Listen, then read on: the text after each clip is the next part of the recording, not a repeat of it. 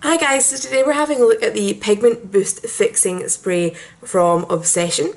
It's £6 for 100ml and it claims to lock your look and intensify the pigment of eyeshadows and highlighters.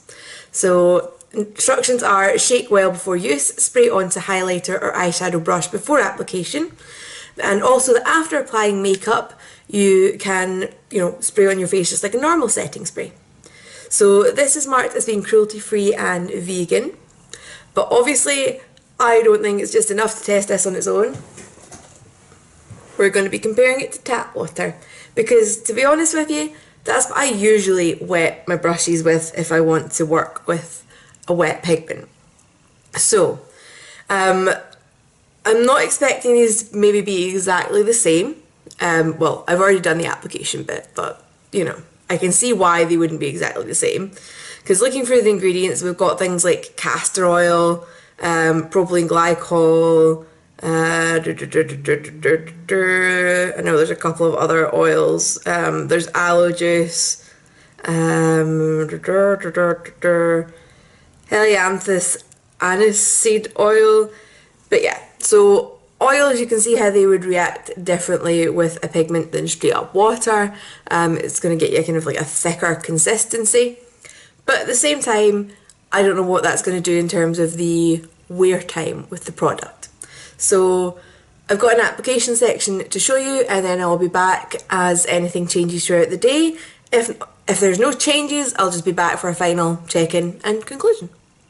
So I'm going to use the e.l.f. eyeshadow brushes purely because this is the only eyeshadow brush that I have a duplicate of, and we're using an Inglot AMC Pure Pigment eyeshadow in shade 114, which is absolutely gorgeous. So I'm going to use the Makeup Obsession Boost Fix on my right eye and tap water on my left eye, and we'll see if they look any different and if they last any different. So I'm just going to give that a nice spritz, dunk it in. The smell kind of reminds me of, like, I don't know, baby lotion, baby oil. It's very strange. But, it wets the pigment. And then just get that spread across the kind of open area on my lid.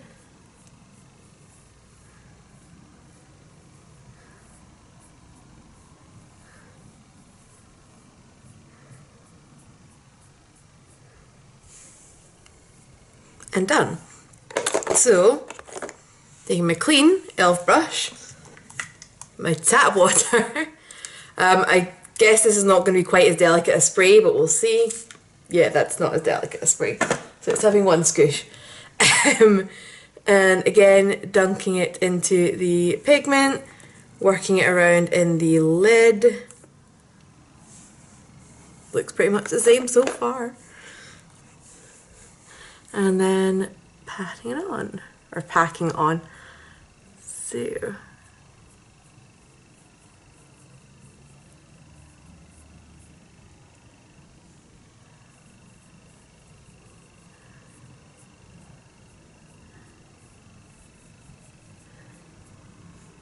So application wise, I would say the Obsession one looked a little bit more foiled, although also it's hard to tell whether I got the same amount of moisture on each of them because this spray is so dramatically different. So have another quick go with a little bit more wet.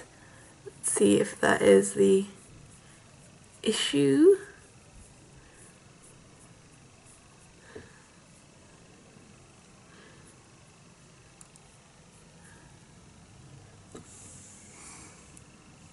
Yeah, so I think it was just how much actually ended up on the brush because that was such a wider spray, which is very hard for me to kind of, control experiment wise. So yeah, let's leave it at that.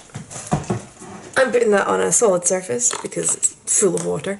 Yeah, so the Makeup Obsession one does look slightly more foiled. but I wouldn't say that Pigment's particularly different. It picks up the sheen a lot more, so it looks a bit more golden than the plain water side. But I'm just going to finish up my eyeliner and my mascara and then go about my day. The time is 10 to 11, and I guess we'll just see if there's any difference in wear between the two sides as well.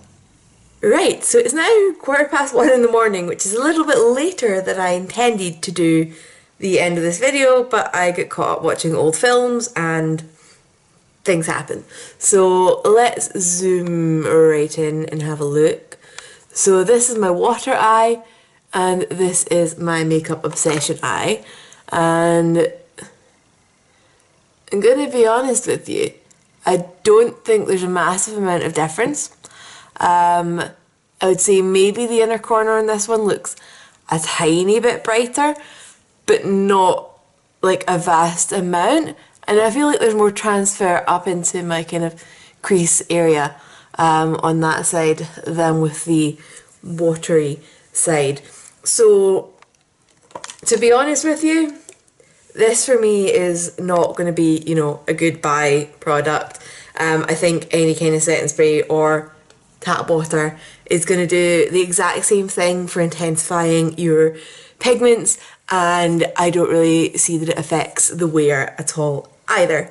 That being said, I love these Inglot pigments and they are really, really, really good quality, so I've never had problems with their wear anyway. But no, for me, I'm going to continue using my tap water. I mean, I'll probably finish this bottle I've got now, but I'm not going to repurchase it. So if you guys have got any questions about this, leave them down below and I will get back to you. If you've got any requests for any future reviews, leave those down below as well and I will do my best. And I will see you guys later. Bye.